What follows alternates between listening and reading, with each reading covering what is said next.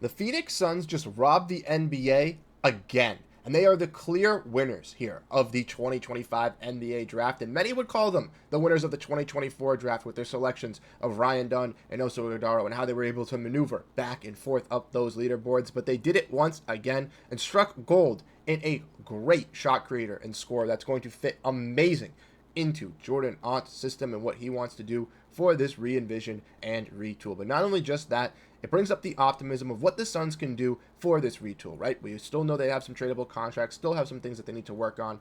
So we're going to be diving in and exploring all of that and how that really affects the Phoenix Suns going into today's episode here on Suns Digest. I am Bruce Velez, and the Suns finished up their draft here. They did, like I said, move up a lot here in the draft, but with their final selection here at pick 41, it does seem like at this moment of recording that they are going to be done for the night. Gambo did kind of just sign off here on Twitter as now I'm recording. So with that being said, it does look like with those two selections, the Suns are going to be bringing in some nice young players and a nice little core here around Devin Booker. So we're going to break down, discuss what's going to be going on with this Suns team. And like I mentioned, we want to stay up to date as there's going to be news flying left and right with this Suns team, as there already has been so much today. But not only just that in today's moment, but in future days with free agency and even more trades coming up, you definitely want to be subscribed. So hit that subscribe button and let me know your thoughts on the Suns draft here. What would you guys give it as a letter grade? Without further ado, like I mentioned, let's dive in and let's explore this, because I think this was an absolutely amazing day if you're a Phoenix Suns fan. I know I'm part of Team Optimism. I've always been part of Team Optimism here over on Suns Digest, but that's just the way I like to think with things, right? You always got to give the person their credit until they prove you wrong. And I know that on paper, we do see these moves, and we all reacted like this, similar with Bradley Beal and other moves here. So we have to see how it all does fold out on the court. But so far, from looking at the moves from the Phoenix Suns, as a fan, I am absolutely astonished at what Brian Gregory and this new regime has been able to accomplish over these last couple of hours and days here to kind of reshape this roster. And not only, I think, is it me, but other Phoenix Suns fans, media members and stuff, but people on the outside as well are very, very looking key at what the Suns are doing to kind of reshape their stuff for everything. So yes, let's dive in and let's explore what the Phoenix Suns did today. As like I mentioned, they made some moves. We already broke down in our previous video who they did select here with pick 31 and how they got to that pick. So if you want to check that out, definitely look at that video. Rasheer Fleming, a nice little forward/big. But the Suns then select at pick 41 guard Kobe Brea coming out of Kentucky. And if you're not a Kobe Brea fan, I'm going to make you one by the end of this video, because if you did not know, I'm a huge Kentucky guy. I've been a big fan ever since I was a little kid. They were the team that got me really, alongside the Phoenix Suns, into the NBA. They were my college team growing up. And even though I didn't go to Kentucky, I still follow the players. I'm a big fan of the guys that get drafted for their team. I'm still looking out at this moment of recording. Once again, Amari Williams, the center that was in the draft class for them, has still not gotten drafted. So I'm keeping a key eye on him. But I'm always a big fan of the Kentucky players and where they do end up. And a guy in Kobe Brea was someone that I was hoping would land to a team that either I was a fan of, or someone that I didn't really hate so I could root for him. And luckily, he fell right to the Phoenix Suns. So what does Kobe Brea bring, and why did the Suns draft Kobe Brea? As multiple reports suggested from Gambo that the Suns were going to potentially take a player in either Tyrese Proctor or a player in Chaz Lanier at the guard position. Chaz Lanier got selected at pick 37 by the Pistons, so when Proctor was presented in front of their face, they decided to go out of that way and lean with a guy in Kobe Brea. So why did they go with that? Well, for multiple reasons, and I'll explain why. Once again, if you have not watched any of his film, please go into Kobe Brea's game and please watch it. He had an exceptional March Madness tournament, hitting some big time shots, and I think that's something that the Suns are going to prioritize here. Not only just that, the fact that he is an exceptional shooter. My boy Brandon Duenas over from Bright Side of the Sun let us know that he's not an expert on Kobe Brea, but one thing he does know is that he can shoot the cover off the ball as a 6'6" sniper.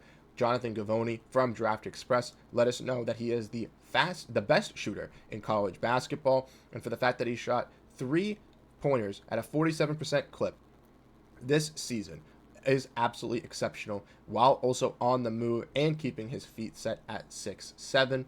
Kevin O'Connor gave the praise for the Suns, and Malawach, Fleming, and Brea, as this draft class has been a big-time success for the Suns. All three guys have skill sets that allow them to stick in the NBA, with Malawach's rim impact, Fleming's 3-and-D style, and Brea's shooting skill. He's really impressed by Phoenix, and also my guy Keith Smith over from the front office show and writer of Spot Track also said he's an elite shooter. Now, obviously, the Suns do still have them holes, like you mentioned. They have 875 guards on this roster, but I do believe that with Brea kind of coming in, this not only signals some things, but also puts the movement for the Phoenix Suns here with still keeping some young guards and keeping some offense. But like Hoop Harold mentioned, no way Kobe Brea can't break out in the NBA. He's 6'6", shoots the cover off the ball, and he is exceptional at shooting threes. There's a clip of him shooting threes where he had no misses for 2 minutes straight. And we all know the shooting clips in the gym, what that really means for the Phoenix Suns, right? It's not really a telltale tale, but the fact that he shot 37% from three-pointer in college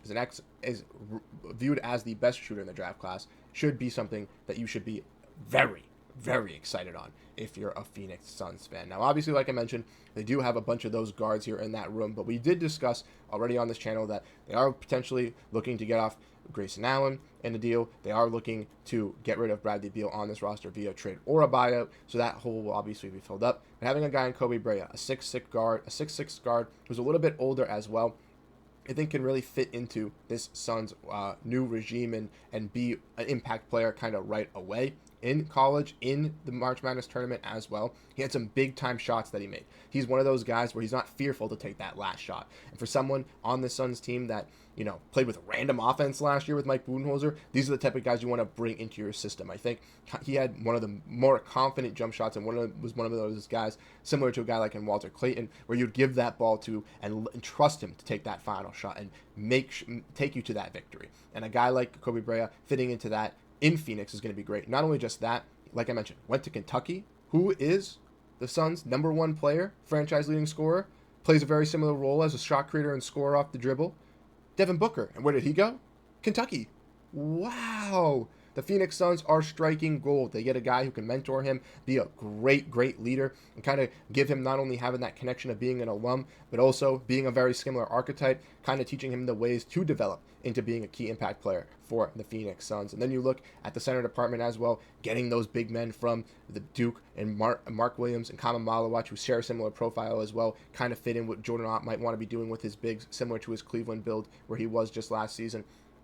The Suns are not only identifying pieces to change their roster and fix holes that they have, like defensive rim pressure and scoring off the bench, but they're also finding guys that can be those replacements that have connections to players already on their team, which is going to be great for mentorship and leading these guys into this little bit of a retool, especially if the Suns want to make it a little bit of a fast one as well to get them confident and ready to go. I really, really love what the Phoenix Suns are doing. You know me, like I mentioned, team optimism all the way. I haven't counted out Brian Gregory, and I still, obviously, can't rule this to not be a A+ right away, because the Phoenix Suns could, in my opinion, have all these great hopefuls, and then it just fall apart right in front of their face. But in my opinion, so far, from looking what I see on paper, this is absolutely amazing. And for the Phoenix Suns, before we sign off, looking at their new ramped roster, right? Haven't released this tweet, but I am going to. You kind of factor what they got for Kevin Durant, right? They have Devin Booker. They have Dylan Brooks. They have Jalen Green. They have Rasheer Fleming, who they drafted. They have Kobe Brea, who they drafted. They have Kama Malawach, who they drafted. They have Brian Dunn, and they have Mark Williams. Those 8 guys seemingly feel like they'll be on the roster. And not only just that, they have to fill those 7 roster spots with still having 5 guys that they potentially could trade, right? Nick Richards with his little bit of a weird salary. It is cheap. Could they still keep him? That could still make sense because Mark Williams does have some injury issues. But do you want to invest all that into the center and have 4 centers with Oso and kind of limit his growth? That's a big question mark.